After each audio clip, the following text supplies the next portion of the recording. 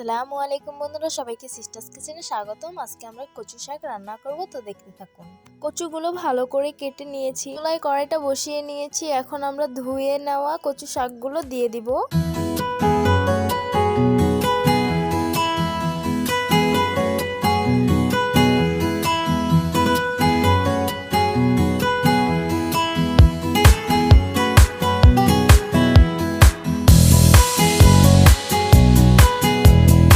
এখন পরিমাণ মতো লবণ দিয়ে সরা দিয়ে ঢেকে সিদ্ধ হওয়ার অপেক্ষায় থাকবো। কচু শাকটা অর্ধেক সিদ্ধ হয়ে গেছে, এখন নেড়ে নেব।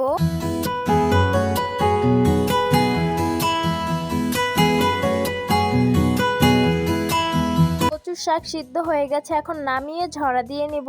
এখানে আমি পেঁয়াজ মরিচ গুলো কেটে নিয়েছি। কচু শাকটা ঝরা দিয়ে রেখে দিয়েছিলাম, বাগার দিয়ে নিব। কয়েকটা শুকনা মরিচ দিয়ে দিব, পরিমাণ মতো সয়াবিন তেল দিয়ে দিব।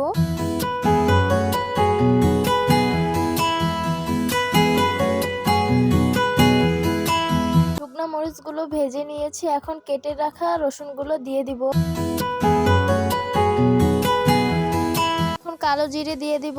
কচু শাকে কালো জিরে দিলে খেতে খুবই ভালো লাগে, আর কালো জিরের একটা ঘ্রাণ আসে কচু শাকে থেকে। পরিমাণ মতো আদা রসুন বাটা দিয়ে দিব। এখন ঝরিয়ে রাখা কচু শাকগুলো দিয়ে ভালো করে নেড়ে নেব।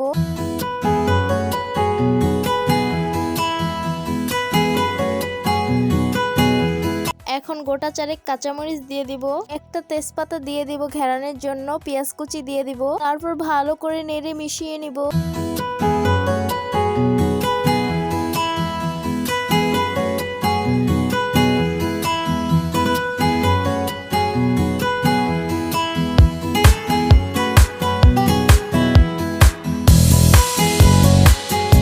সামান্য হলুদ মরিচের গুঁড়ো দিয়ে দিব কালারের জন্য।